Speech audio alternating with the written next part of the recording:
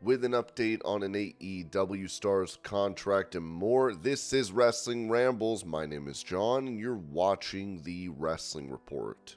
Before we move on, make sure you subscribe to Wrestling Rambles with notifications on, and don't forget to like the video.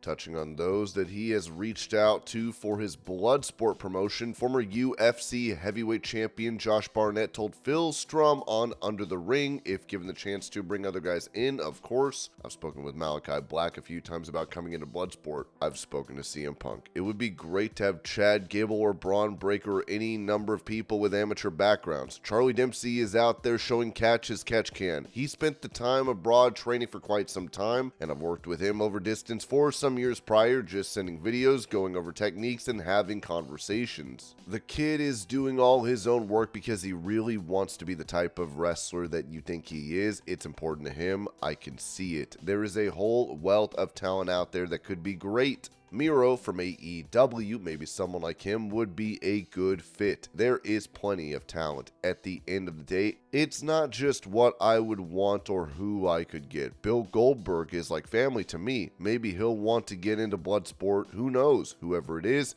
they have to see this ring for what it is and what we've created and say, that's something I've got to do. That's me. I want to show myself and shine myself in a place like this. When you put those two things together, who knows what can happen.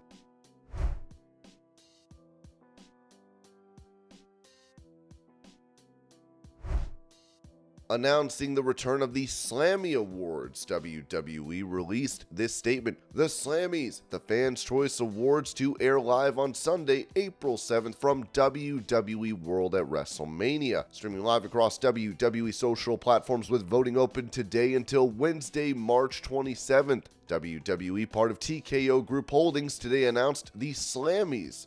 The Fans' Choice Awards will take place at WWE World at WrestleMania on Sunday, April 7th and air live across WWE's YouTube channel, Facebook, X, Twitch, and TikTok. Hosted by Kathy Kelly and WWE superstar Big E, alongside special guest appearances from additional WWE superstars, the Slammies, the Fans' Choice Awards, will celebrate the very best achievements across the WWE universe over the past year. Voting for the Slammies, the Fans' Choice Awards, is open now and will run until this Wednesday, March 27th at wwe.com/Slammies. WWE and Fanatics Events, the live and special event division of Fanatics, recently announced details for WWE World at WrestleMania, a 5-day interactive fan experience taking place from Thursday, April 4th through Monday, April 8th at the Pennsylvania Convention Center in Philadelphia. WWE World at WrestleMania will feature a variety of immersive experiences for fans,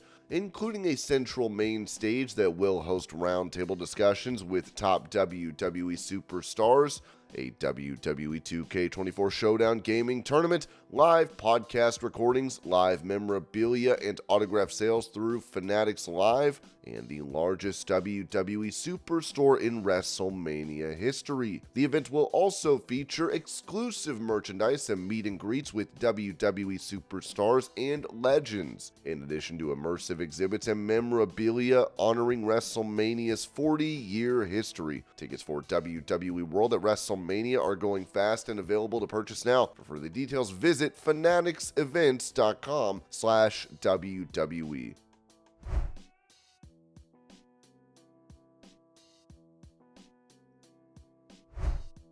Talking about Sting's career in AEW, Chris Jericho said this on the Gabby AF podcast. Sting is one of those guys that when he came in, he was super humble. No one ever says anything bad about Sting, ever. His retirement match, it's one of those things where you can never duplicate that. His sons, the match that they had with Darby out there in the Bucks, Sting worked his ass off when he was in AEW. I really respected that because he really didn't have to. He never had a singles match in AEW. He never wanted to have a singles match. He always wanted to do the tags, and as much as he helped Darby, Darby helped him. That's one of the greatest mentor students, one of the greatest tag teams of all time for that reason. It was great to be a part of that. What an inspiration.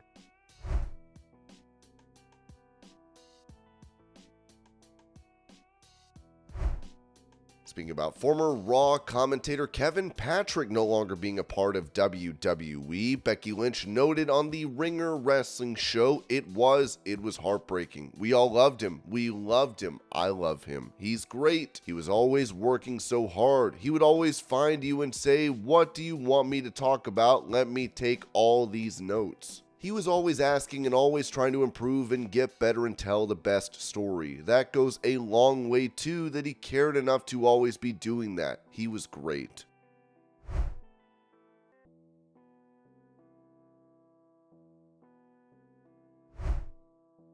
After Darby Allin suffered a foot injury last week on AEW Dynamite, Dave Meltzer said this regarding a return timeline for the star in the Wrestling Observer newsletter. Depending on the severity and need or surgery, a broken foot can be 2 months without surgery and luck. CM Punk had surgery and it was 3 months.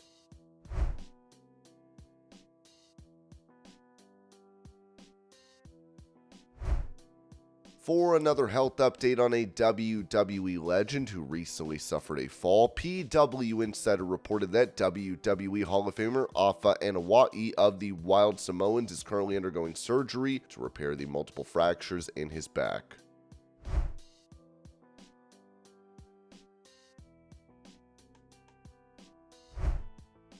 During a Q&A at his Rockin' Wrestling Rager at Sea Cruise, Chris Jericho was asked about retirement, to which he said, AEW really did save my perspective of wrestling and really kind of reinvigorated my career to where I have no interest or reason to retire as of yet because I still enjoy it. I still love what I do, and I still feel that I can perform at a high level. I can still have the best match of the night on any given night, not every night, but any given night I can. To me, that means a lot, and you guys all seem to love it and appreciate what we do. My retirement match will be whatever storyline we have when that moment comes. It could be tomorrow. It could be 10 years. I mean, Sting is freaking 65 and he's retiring in a couple of months. I could still have some time left.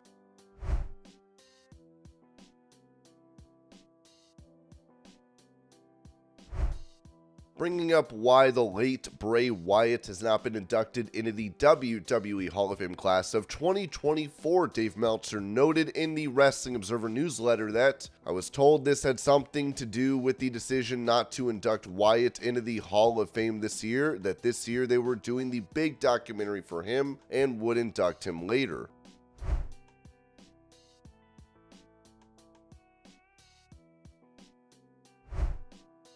Explaining why he was in attendance for Raw this week, Matt Hardy said this on his Extreme Life podcast. "Myself and my wife, we try to do once, maybe twice a week. We had a date night where it was just me and her without kids. We were eating in Raleigh. We were having a great dinner in Raleigh. She was contacted by one of her friends that she does a spa with inside of Raleigh. Raleigh is just a few miles from the Hardy compound. Everyone knows that a suite, which they always have over at the PNC, which is the arena in Raleigh. They invited Rebby over to the deal and said, hey, you want to come hang out? There's free food, there's this, whatever. We'd like to see you." Rebby said, "We should go by there. I'd like to see my friend." I said, "I really wouldn't want to go by there." She said, "They're in a skybox. It's closed off." We wouldn't be getting there till 8:45 or 9. We actually went. Rebby hung out with her friends for a little bit. While I was there, the skybox, the suite, was pretty open in the front, and yes,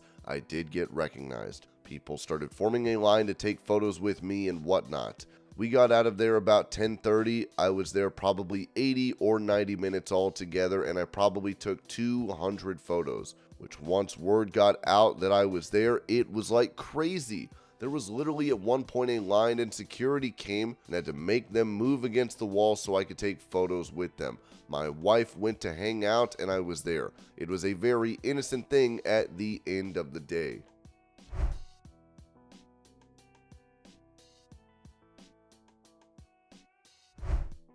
With his AEW contract set to expire this month, Matt Hardy noted on his podcast, "I do love AEW. There's some things I would like to change about my personal career there in some of the things we're doing, but I do say overall I love AEW because it is very important for the pro wrestling industry. AEW needs to do well just because the pro wrestling industry doesn't need just one huge company that's in control of everything. They need competition. Competition is what makes it thrive and what makes it better. For all the young kids coming up, competition needs to exist. I want AEW to do well, and I want AEW to thrive, but I want to be in a satisfactory position in what I'm doing in AEW. That's kind of where we're at, still negotiating and figuring things out. Tony Khan is taking great care of me. He has been a good boss. I think Tony Khan is a great human being, but at the end of the day, when it comes for me making the decision about what I do next, it also comes down to making sure that I'm happy and that I'm comfortable with what I'm doing too in all capacities across the board.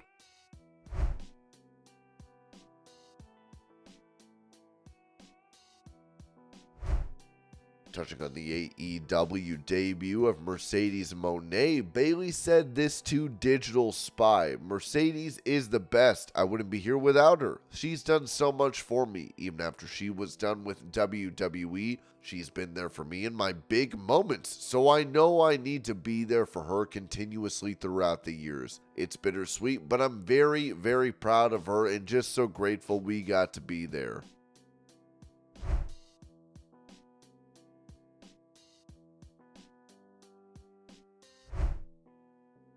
Commenting on being at the top of the mountain in pro wrestling, Roman Reigns mentioned this on the Pat McAfee show: "I'm living my dream. This is what I wanted my whole life. I'm not one of them people that is, once I got there, it wasn't what I expected. I'm not like CM Punk where I got to the top of the mountain. Oh, it's not what I expect. I'm going to bitch about it. No, once you reach goals, enjoy the dream. This is what you have been working for." That's exactly what I'm doing. For me, I don't want this to ever end. I don't want this dream to end. I don't want to wake up. So I do everything I have to do to maintain this position. It's a lot of work. I'm very private about my time and my family. You don't get that backstage look at everything I'm doing. No, and I'm constantly working. I'm obsessed with continuing to progress. I know there is another level and there is more that I can do. I don't like to get satisfied or comfortable with the current level that I'm on. Roman Reigns also said this regarding Cody Rhodes: "Everybody's story revolves around me. Cody is one of many trying to tie this thing up. At the end of the day, he's just a chapter in the big book. This thing started in August 2020 when I came back and told the whole world that I was the head of the table and the head of the greatest wrestling dynasty to ever exist.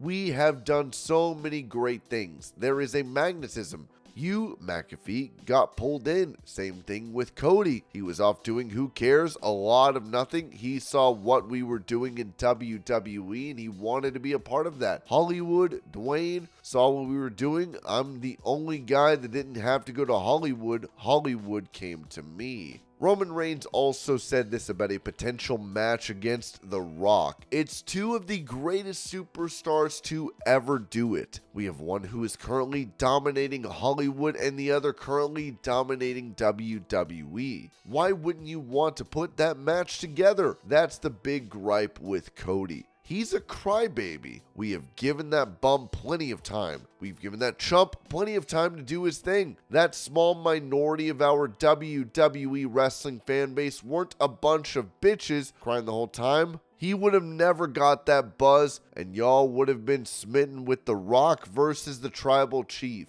That's what it was. That's the beauty of this business. Things can happen on the drop of a dime and you have to either call an audible or ride that wave that is coming. For me, that was the end game. Let me make the final statement. Seal the deal. I beat The Rock. Ain't nobody ever questioning what I've done here. Cody took that from me. We're such a close family. We handle things the right way. We have a ring to settle our differences. He took that from me. He took that storybook ending. Imagine somebody pops up out of nowhere. This is my story. You ain't even been here half the time. You just got here. You literally just got here 2 years ago. Our society is a bunch of sheep, right? You tell them you can Jedi them. Cody is the good guy. He signs autographs. That guy is a politician. He's up here in a 3-piece suit. We're casual.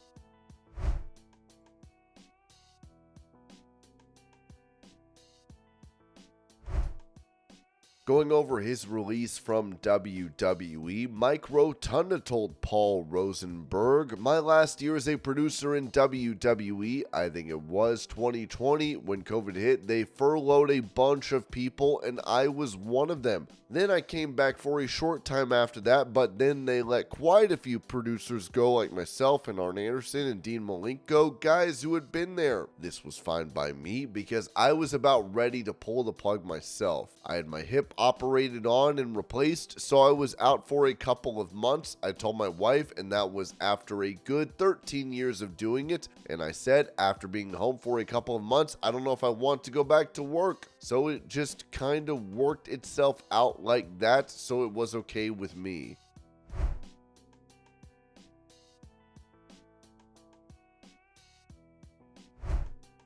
Bret Hart, "I was a baby in the wrestling business. I was in WCW. They had a rocket in my butt as far as trajectory is concerned character-wise. Bret Hart had just left WWE, and we all know about Bret Hart being one of the best wrestlers in the history of the world. I obviously was looking for as many mentors as humanly possible. This guy he was one of the best ever, and so I was enthralled with him. I didn't realize him by any stretch. I don't idolize him, but I put him up on that pedestal as to be someone to very much learn from. They put us together and I did learn a lot from the guy. I wouldn't trade that for the world. Then we had a match, and unfortunately during the match something went wrong. I kicked him in the head. It was very stiff and it was an accident. I never maliciously would try to hurt anyone. Well, let me rephrase that. I would never hurt anyone in a situation like that where they give me their trust. Because wrestling is like a dance. You can't perform properly if both people aren't doing their thing, and I didn't do the right thing. He caught it in the head and it ended his career. I've never lived it down. I'm not a malicious person. I would never take advantage of anybody, especially in a physical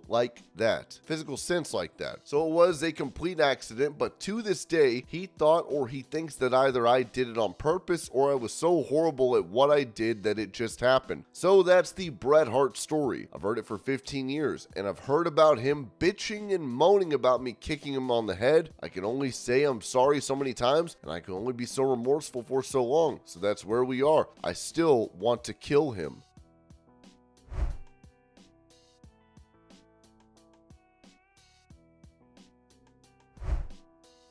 Going over the AEW status of Jack Perry, who has been appearing in New Japan. Ringside News wrote that former AEW World Tag Team Champion Jack Perry has addressed recent reports suggesting he was released from AEW, stating that his request for release was denied. Perry made his debut with New Japan Pro Wrestling at NJPW Battle in the Valley, where he attacked Shota Umino. Since then, he has participated in the New Japan Cup tournament and aligned himself with the House of Torture faction. This marked Perry's first wrestling appearance since the AEW All-In London event, where he was involved in a backstage altercation with CM Punk, leading to his suspension and Punk's departure from AEW. Reports suggested that AEW CEO Tony Khan was displeased with Perry over the incident. However, Khan stated in a recent interview that Perry would return to AEW.